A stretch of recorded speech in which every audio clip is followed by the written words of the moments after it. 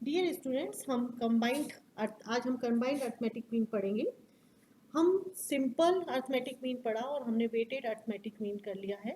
अब कई बार ऐसा होता है कि हमें कई सीरीज दे रखी होती हैं और हर सीरीज का हमें अर्थमेटिक मीन अलग अलग दे रखा होता है। तो यदि हम अलग अलग श्रेणियों की सहायता से सभी को मिलाकर सामूहिक समानांतर माध्य या कंबाइंड अर्थमेटिक मीन भी कैलकुलेट कर सकते हैं। कंबाइंड अर्थमेटिक मीन कैलकुलेट करने का हमारा फॉर्मूला बनता है एक्स बार। जैसे अपन सिंपल अर्थमेटिक मीन में लिखते थे एक्स बार, वैसे ही यहाँ पे भी लिखा जाता है। और यदि हम दो सीरीज का चाहते हैं तो यहाँ पे हम लिखते हैं 1 और 2। और यदि हमारी दो से ज्यादा सीरीज होती है, जैसे 3 सीरीज होगी, तो हमें यहाँ पे लिखना पड़ेगा 1, 2 और 3। और इसी के साथ जितनी भी हो उसको आगे इस प्रकार से लिख दिया जाता है। इस equals to n1 x bar 1 multiply plus n2 multiply x bar 2। ये मैं दो सीरीज का बना रही हूँ, n1 प्लस n2। अब इसी फॉर्मूले को यदि हमें आगे बढ़ाना हो और हमारे पास ज्यादा सीरीज हो, जैसे 3 सीरीज होती, तो हमारा फॉर्मूला बन जाता n1 multiply x bar 1 plus n2 multiply x bar 2 plus n3 x बार 3 upon n1 plus n2 plus n3। और यदि हमारी 3 से ज्यादा सीरीज होती तो हम इसी प्रकार से आगे फॉर्मूले को बढ़ाते चले जाते। मान लीजिए हमें एक प्रॉब्लम दे रखी है, उसमें 3 सीरीज थी हमारी, तो हमें 3 तक फॉर्मूला लेना पड़ेगा n3 x बार 3 मल्टीप्लाई का साइन प्लस n3। प्रॉब्लम में हमें दे रखा है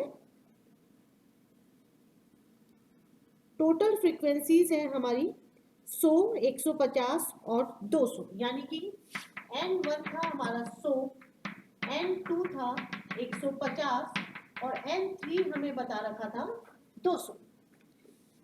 अर्थमेटिक मीन था 25, 15 और 10।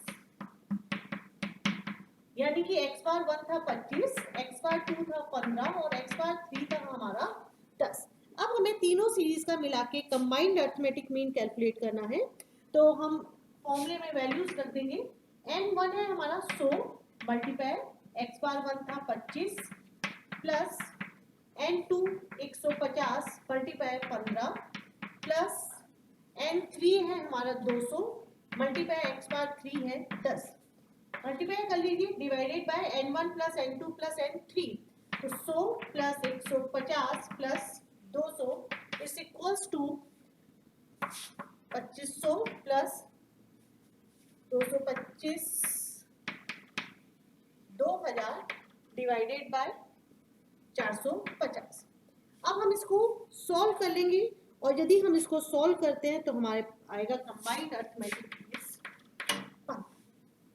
ये तो था कि हमें हर सीरीज का अर्थमेटिक मीन दे रखा था और नंबर ऑफ आइटम्स भी हमें बता रखे थे। लेकिन कई बार ऐसा होता है कंबाइंड अर्थमेटिक मीन में कि आपको कंबाइंड अर्थमेटिक मीन तो दे दिया जाएगा और कोई भी एक वैल्यूज नहीं दी जाएगी, जैसे नंबर ऑफ आइटम्स नहीं दिए जाए किसी सीरीज के, या हमें अर्थमेटिक मीन नहीं दिया जाए, तो भी हम इसकी सहायता से उसको कैलकुलेट कर सकते हैं।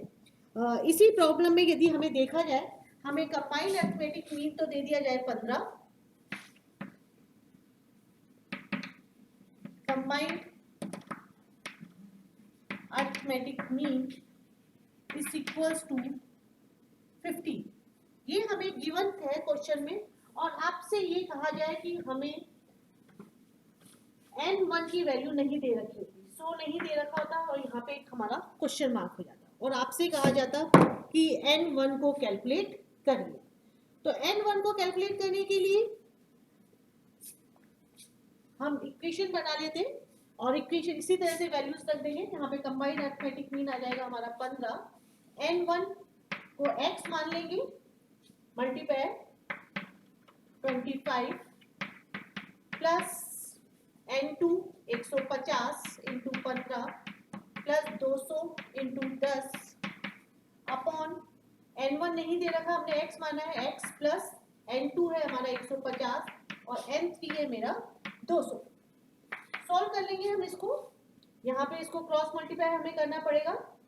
350 plus x 15 multiply 350 plus x equals to 25x plus 2250 plus 2000। यहाँ पे हम ब्रैकेट को खोलेंगे तो हमें 350 को 15 से मल्टीप्लाई करना पड़ेगा और प्लस 15x आ जाएगा 5250 plus 15x is equals to 25x plus 2250 plus 2000। और हम इसको फिर आगे सॉल्व करेंगे। x की एक साइड में वैल्यूज ले जाएंगे हम तो minus 25x plus 15x is equals to minus 5250 plus 4250 minus 10x is equals to minus 1000 और x बराबर माइनस से माइनस का साइन कैंसिल हो जाएगा हमारा x बराबर 100।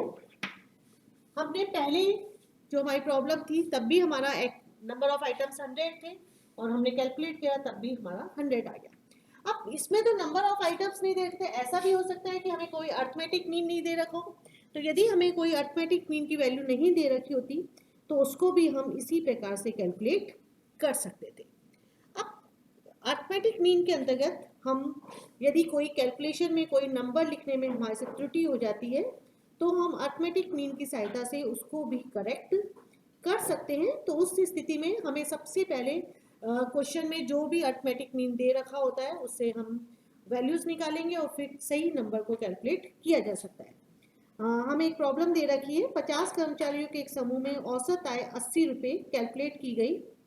बाद में पता चला कि दो कर्मचारियों की आय 64 और 82 के स्थान पर क्रमशः 46 और 28 रुपीस पड़ी गई। सही औसत आय ज्ञात कीजिए। तो जो भी हमारी गलत वैल्यू होती है उसको माइनस कर दिया जाता है और जो हमारी सही वैल्यू ऐड कर दी जाती है उसके पश्चात हम करेक्ट अरिथमेटिक मीन को कैलकुलेट कर सकते हैं। इस प्रॉब्लम में हमें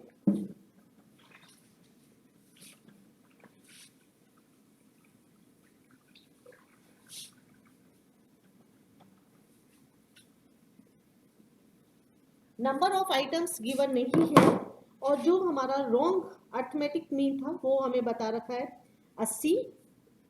सॉरी, नंबर ऑफ आइटम्स तो है हमारे 50 और अरिथमेटिक मीन है हमारा x bar is equals to 80। Wrong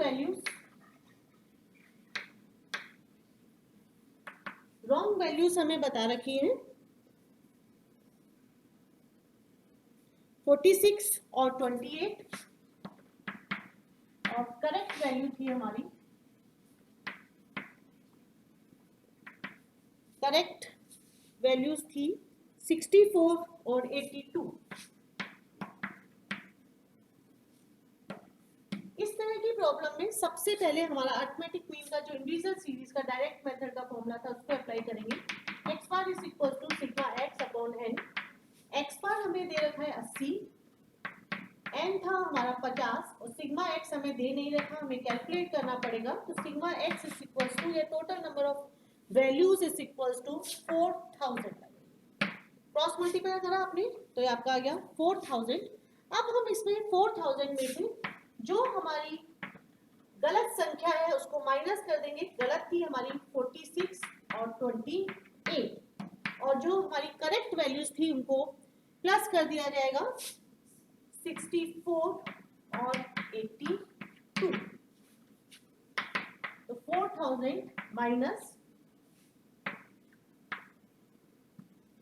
74 और प्लस हो जाएगा 146। तो 4000 में से 74 को माइनस करेंगे और 146 को यदि हम प्लस कर देते हैं तो आपका आ जाएगा 4072। अब नंबर ऑफ आइटम्स में तो कोई चेंज नहीं होगा क्योंकि हमने दो नंबर ही गलत लिखे और दो नंबर ही सही लिखे, तो संख्याओं का जो टोटल होता है वो तो 50 ही रहेगा। अब हमें करेक्ट अरिथमेटिक मीन निकालने के लिए 4072 डिवाइडेड बाय हम 50 कर देंगे और इससे हमारे पास आ जाएगा करेक्ट अरिथमेटिक मीन 81.44। तो ये तो हुआ कि हम अर्थमेटिक मीन की सहायता से यदि हमारी कोई भी गलत संख्या हो जाती है या गलत संख्या जुड़ जाती है तो उसको भी हम सही कर सकते हैं। अब कई बार ऐसा होगा कि जो आपका सीरीज दे रखी होंगी उसमें कोई भी नंबर मिसिंग भी हो सकता है, तो कोई भी वैल्यू यदि मिसिंग होती है या कोई हमारी फ्रीक्वेंसी नहीं दे रखी होती तो वो भी हम अर्थमेटिक मीन की सहायता से कैलकुलेट कर सकते हैं। तो इस तरह की प्रॉब्लम में हमें अर्थमेटिक मीन तो गिवन होगा अब और आपको कोई वैल्यू को फाइंड आउट करना पड़ सकता है।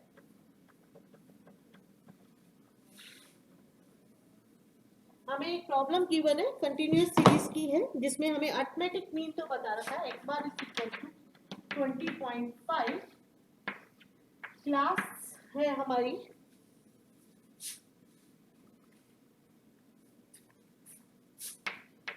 वैल्यू 5 से 10, 10 से 15, 15 से 20, 20 से 25 और 25 से 30। हमें फ्रीक्वेंसीज बता रखी थी 2 4 6, 2 4 6, यहाँ पे क्वेश्चन मार्क है और लास्ट में हमें बता रखा है 8।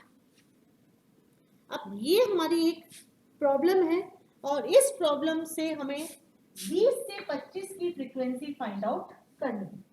अब हमें जो वैल्यू नहीं दे रखी उसको हम मान लेंगे x, यहाँ पे हम इसको मानेंगे x। सबसे पहले आप इसका टोटल कर लीजिए 20 प्लस x, और डायरेक्ट मेथड को हम यहाँ पे यूज करेंगे। तो सबसे पहले हम निकालेंगे इसकी मिड वैल्यू जिसको हम कहते हैं x, तो 15 7.5, फिर 10 से 15 का निकालेंगे तो अपना हो जाएगा 12.5, 17.5, 22.5 और 27.5। ये हमारा हो गया x। अब हम इससे निकालेंगे fx। fx निकालने का तरीका होता है फ्रीक्वेंसी मल्टीप्लाई x, 15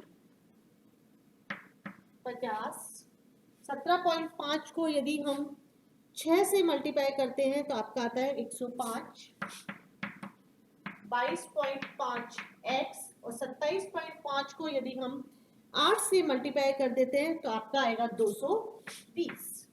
अब हम इसका टोटल करेंगे। टोटल करते समय जो हमारी x की वैल्यू है उसको अलग से लिखा जाएगा, इसमें शामिल नहीं करेंगे, प्लस 22.5 x और इन सबको अलग से कर लेते हैं हम 15 प्लस 50 प्लस 105 और 220। यदि हम इनको जोड़ते हैं तो हमारा आएगा 390। अब हमारा फॉर्मूला होता है डायरेक्ट मेथड का x bar is equal to sigma F X upon N. Sigma F X है हमारा 390 plus 22.5 X upon N, N था हमारा 20 प्लस एक्स, और अर्थमेटिक मीन भी हमें दे रखा है, ये था हमारा 20.5। हमें इसको क्रॉस मल्टीप्लाई करना पड़ेगा, 20.5 को 20 से और x से दोनों से हमें मल्टीप्लाई करना पड़ेगा। यदि हम 20.5 को 20 से और x से मल्टीप्लाई कर देते हैं तो आपका आएगा 20.5x प्लस 20.5 को 20 से हम मल्टीप्लाई कर देंगे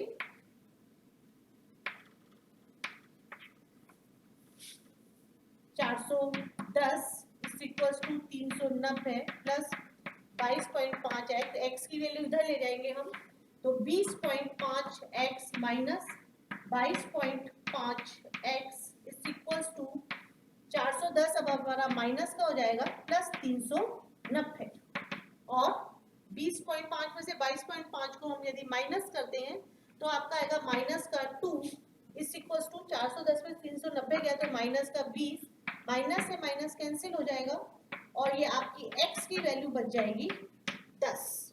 तो जो हमारी मिसिंग फ्रीक्वेंसी है वो कहलाएगी 10।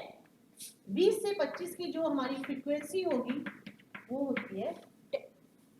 तो ये हमने एक प्रॉब्लम कैलकुलेट की। अब इस प्रॉब्लम में तो फ्रीक्वेंसी मिसिंग थी। ऐसा भी हो सकता है कि आपकी जो ये वैल्यूज में एक्स होता है वो भी कभी मिसिंग हो सकता है, तो उसमें भी हम इसी प्रकार से कैलकुलेट करके चलेंगे। आप लोग अपनी प्रॉब्लम को सॉल्व करिएगा, और यदि कोई भी प्रॉब्लम आती है आपको इस तरह की प्रॉब्लम की, तो आप मुझे व्हाट्सअप कर दीजिएगा, फिर मैं उसको सॉल्व करके आपको बता दूंगी। Thank you.